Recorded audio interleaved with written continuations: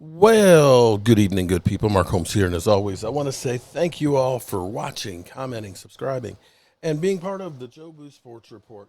Without you guys, as well as you ladies, you know that this literally does not work. Hope everybody's having a great Saturday. Been a busy day for me.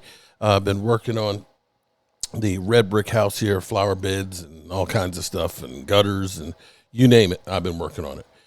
Anyway, you know, what's cool about the Cowboys is everybody has an opinion on the Cowboys. Seriously, no matter what, everybody has something to say about them boys. So Cam Newton, Cam Newton is, of course, talking about Micah Parsons on whether or not he's worth the money. I think he is. I think that there's not too many players out there that do what he does. The problem with the Cowboys is most of the people is they think, well, one guy should be able to do everything.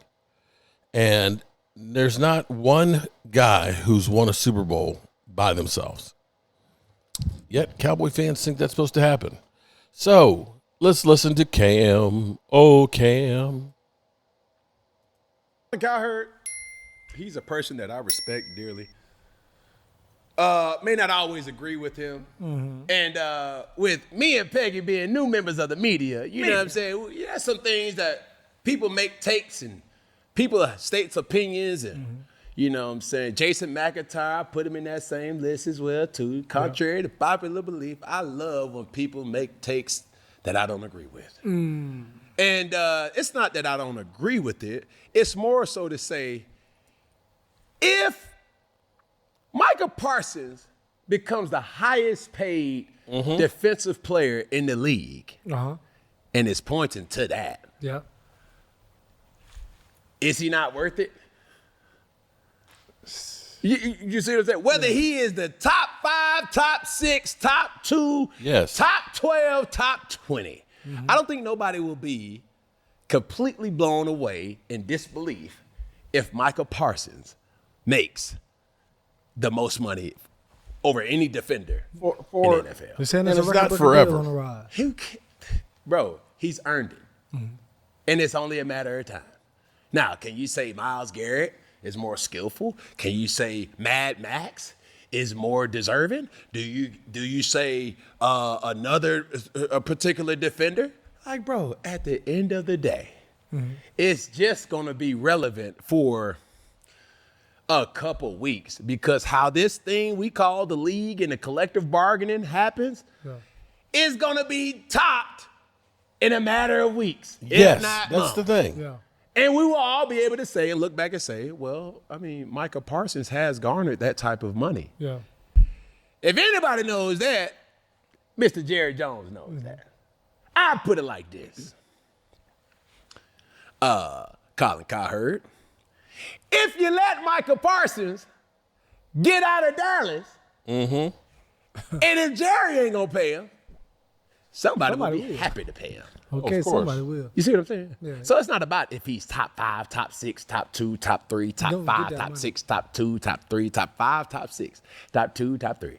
Because when that paper is signed, I guarantee you he's gonna be top 2, and he ain't gonna be 2. One thing I do love about Micah Parsons is the stuff that shows off the field. Like his want to win, like the seriousness. Like he's not okay with like, all right, maybe next year. Like you need a guy like that in your locker room to be like, bro, this is the year. Like we can't keep going and acting like we got another year. And right now I know Colin Cowherd said this was like, you paying Dak, you paying CD, and now you about to pay him top money. It's like, are y'all even gonna have money to build around that, or build around, you know, all of these top players? And it's like, is that worth it?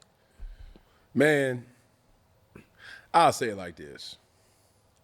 If I was old Jerry, and I'm not, if you're asking me what I would have done, and I'm not in that position to even making any type of decisions, I would have definitely took the approach of the Bill Belichick, Robert Kraft schematics of how to create a dynasty. And what would that have been? For the people who do not know, I don't think in his tenure that Tom Brady has ever led the NFL in salary guarantees for a specific year. I don't think he's ever been a top paid player, and that was strategic, right?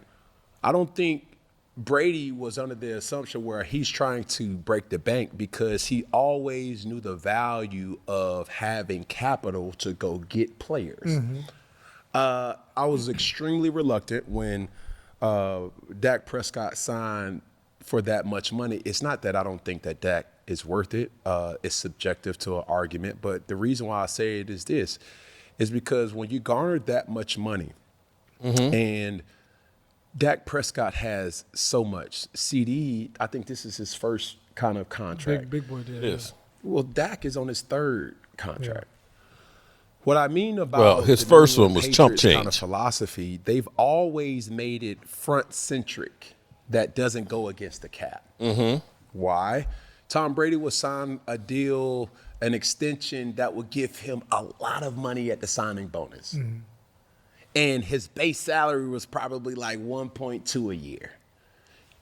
You're still going to get $18 million, $15 million a year, but it just, the optics one of time. it doesn't come out of the salary cap. No. And that's what the New England Patriots did. So I'm saying all that to say, the optics for a Dak Prescott deal, he's getting paid $60 million a year. That's $3.5 million a week. That's Pablo Escobar.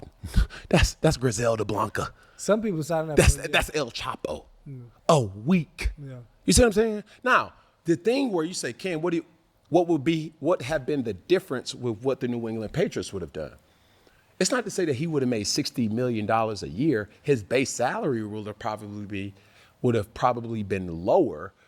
But instead of making $3.5 million, he would have probably made anywhere from $500,000 to $750,000 a week, which is crazy numbers. It's crazy numbers. And his signing bonus would have been higher. Higher, yeah. You see what I'm saying? Like, it's so many numbers, and it's so.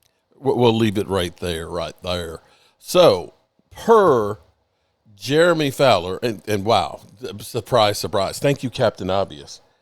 Per Jeremy Fowler, contract talks between Micah Parsons and the Cowboys are expected to pick up in training camp, according to Jeremy Fowler. Wow, thank you. Since we're 2 weeks away from training camp, that is really breaking news.